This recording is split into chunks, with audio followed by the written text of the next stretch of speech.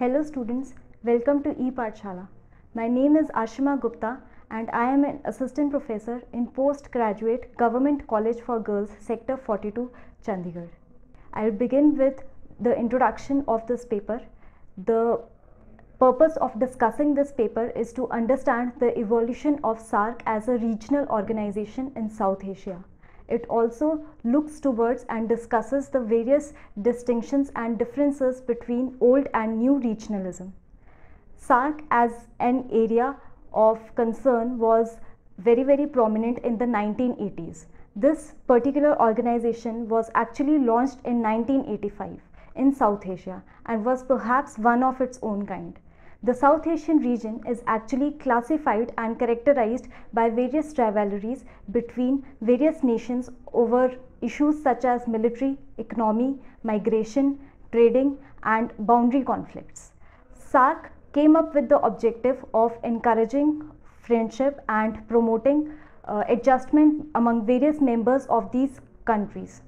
SAARC was actually, as I've said, was formed in 1985 and was started by 7 countries, but because of bilateral conflicts between countries such as India and Pakistan, it has been impossible to conduct the meetings of this organization at regular intervals, and often the 19th summit of this organization was not conducted.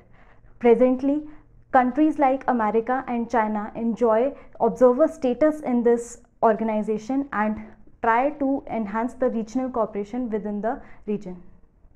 Objectives. After going through this module, you should be able to understand the meaning and nature of regionalism, trace the distinction between old and new regionalism, understand the importance of regional cooperation in South Asia, appreciate the achievements of SAARC, and analyze the challenges and problems before SAARC as a regional cooperation. Regional cooperation.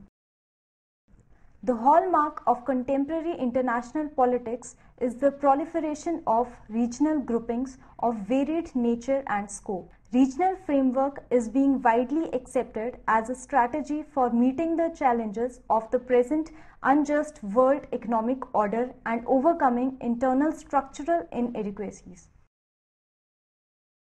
Regionalism refers to the expression of a common sense of identity and purpose combined with the creation and implementation of institutions that express a particular identity and shape collective action within a geographical region.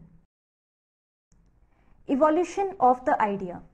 The problem of defining regions and regionalism attracted a good deal of academic attention in the late 60s and early 70s of the last century. During this period, particular attention was given to the idea of regional interdependence. The regional challenge of this period fell far short of expectations, as there were few places outside Europe where the regionalist experiment had produced tangible results. The period since late 80s of the last century has witnessed a resurgence of regionalism in world politics. It was the developments in the European community in mid-80s of the last century set against a broader pattern of global economic change and followed by a radical transformation of Eastern Europe and Soviet Union at the end of the decade, which led to renewed interest in new forms of regionalism. Regionalist arrangements have been central to many debates about the nature of post-Cold War world order. Nothing succeeds like success, and so further impetus came from the European Union through the completion of Single European Market and the signing of the Maastricht Treaty. The third wave of democratization and trend towards liberal welfare state among countries creates a more hospitable environment to independence at the regional and global level.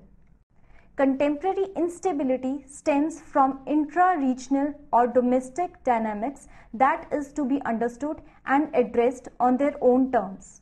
Moreover, The knowledge economy of our century also makes regionalism inevitable and irreversible.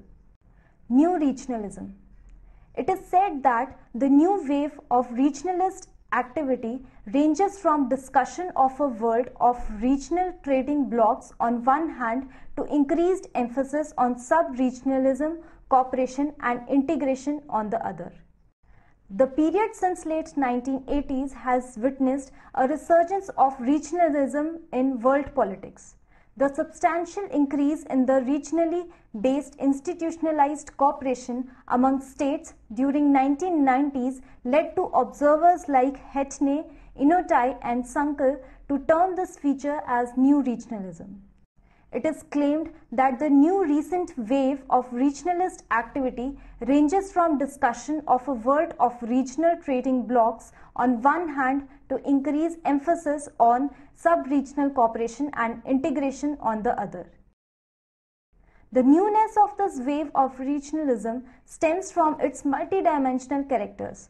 Writers like Aaron Friedberg, Richard Roserens and Keneshi Oham noted that both the domestic and international context of 1990s is much more favorable than that of 1960s because of the end of Cold War and fixed alliance system blocs. The South Asian scenario.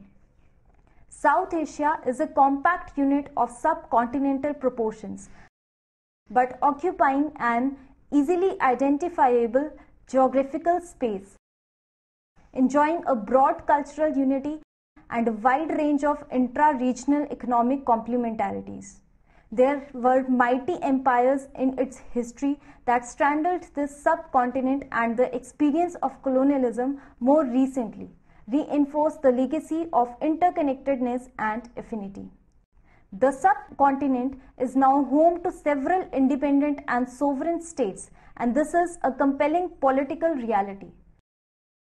South Asia encompasses 8 independent sovereign countries: Bangladesh, Bhutan, India, Maldives, Nepal, Pakistan, Sri Lanka and Afghanistan, which dominate the northern half of the Indian Ocean. It is the largest geographical entity of the Indian Ocean community and almost a continental whole. Apart from economic gains, regional cooperation is needed for maintenance of peace and security, social unity, promotion of cultural synthesis, and also for religious integrity. One of the major obstacles towards regional integration is political and military conflicts between the states of this region. Bilateral political relations in this region are defined by suspicion, strife, rivalry, and antagonism. South Asian region has uniqueness in shared history, heritage, literature, culture, religion and language. The commonality of culture and religion provides a strong motive for regional cooperation, as it has similar lifestyle, fashion and clothing trends, music, food or even cinema. In this context, the South Asian Association for Regional Cooperation was founded, as this region is derived from geographical structures which contribute to a harmony within which cultural, religious, economic and social processes of cooperation can arise. SAARC. The South Asian Association for Regional Cooperation is an economic and political organization of 8 countries in Southern Asia. In terms of population, its sphere of influence is the largest of any regional organization, almost 1.5 billion people. SAARC provides a platform for the people of South Asia to work together in the spirit of understanding. It aims to accelerate the process of economic and social development in member states. Origin. Bangladesh President Ziaur Rahman first mooted the idea in 1970s for creation of a trade bloc consisting of South Asian countries. The Declaration of South Asian Regional Cooperation was adopted by the Foreign Ministers in 1983 in New Delhi. The South Asian Association for Regional Cooperation was established when its charter was formally adopted on December 8, 1985 at Dhaka. In 1978, the Committee for Studies on Cooperation in Development, led by the erudite and visionary Tarlok Singh, first took this initiative. Long before the proposition of creating a regional organization for South Asian countries was floated at the official level, the CSCD was involved in conceptualizing the idea of a South Asian community as well as spelling out its actual economic possibilities. The intergovernmental body of the South Asian Association for Regional Cooperation was subsequently born in 1985. The evolution: India, Pakistan, Bangladesh, Sri Lanka, Nepal, Maldives and Bhutan started the association.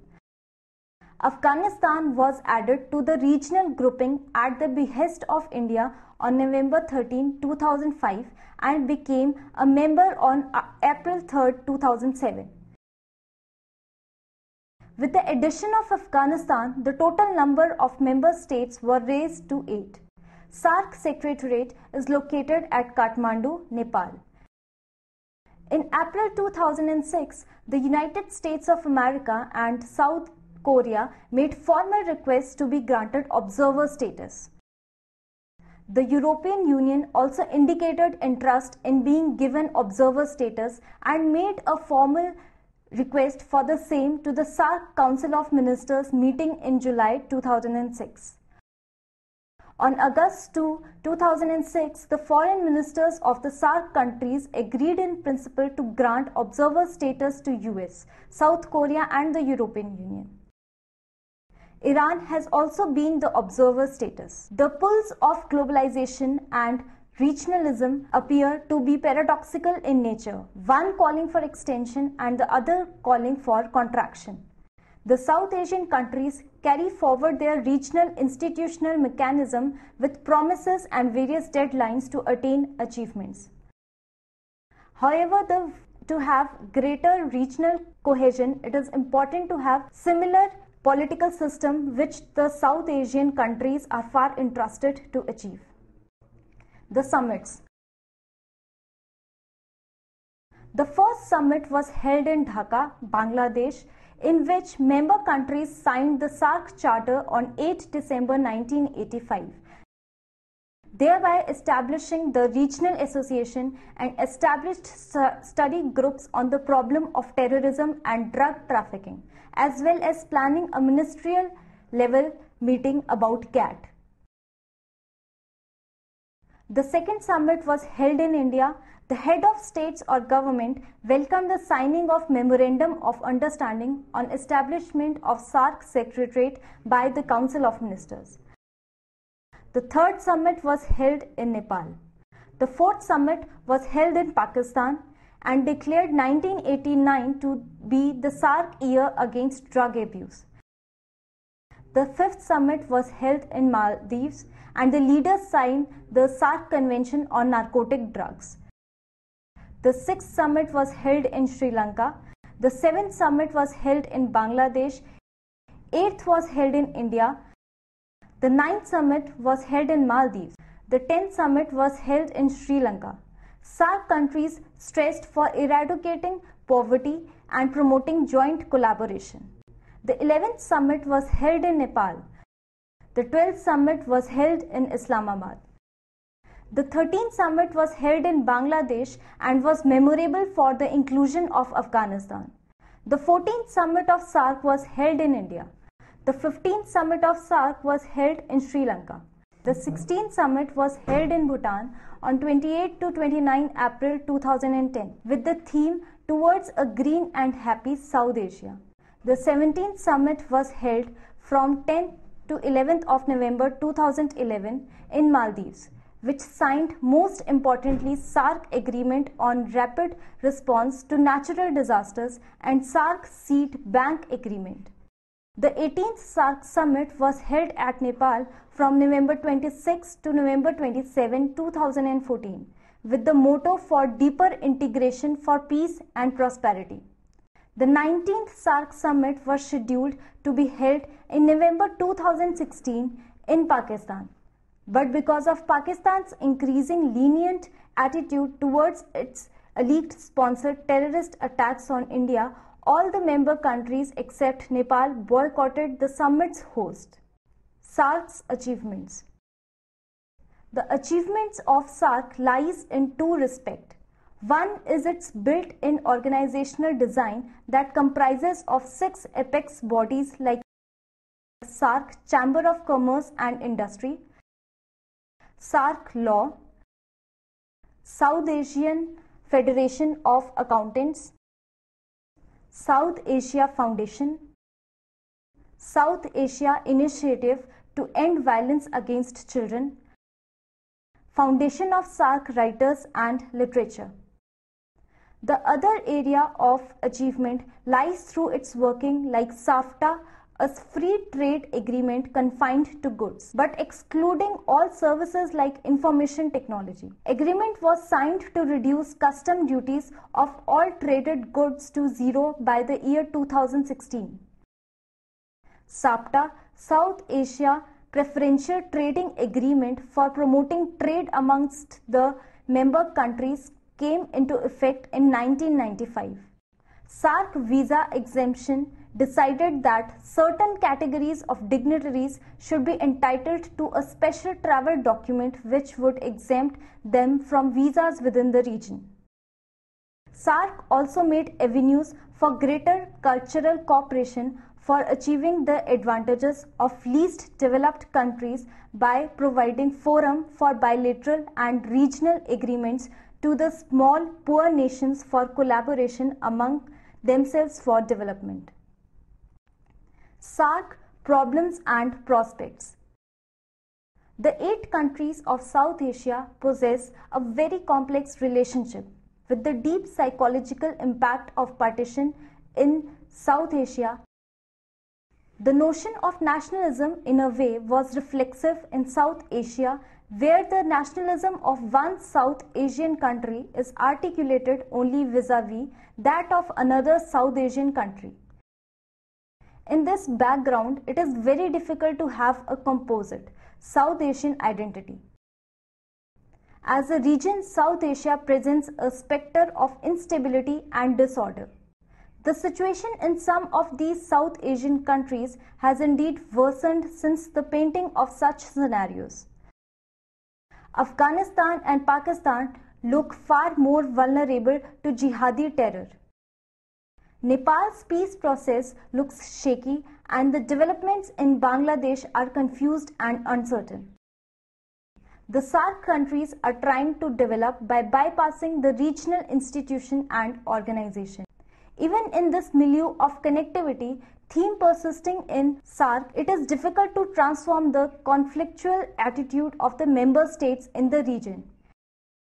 Issues like Kashmir dispute, terrorism, migration, Indo-Pak chronic dispute, mutual antagonism between Pakistan and Afghanistan will surely loom large over facilitating connectivity. One of the most concerned area in the SAARC Charter is the presence of Article 10, whereby the contentious and bilateral issues shall be avoided and all decisions at all levels shall be taken Let me conclude this topic.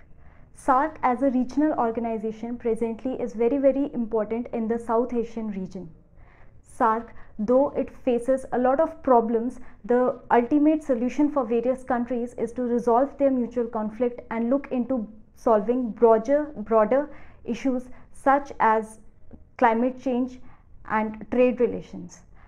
Regionalism was not very important in the time of Cold War, specifically in the South Asian countries. But it is only after looking into the idea of South-South cooperation, that SAARC actually emerged, and up to some extent it was able to solve maximum of the conflicts and forging proper friendship and cooperation in the region.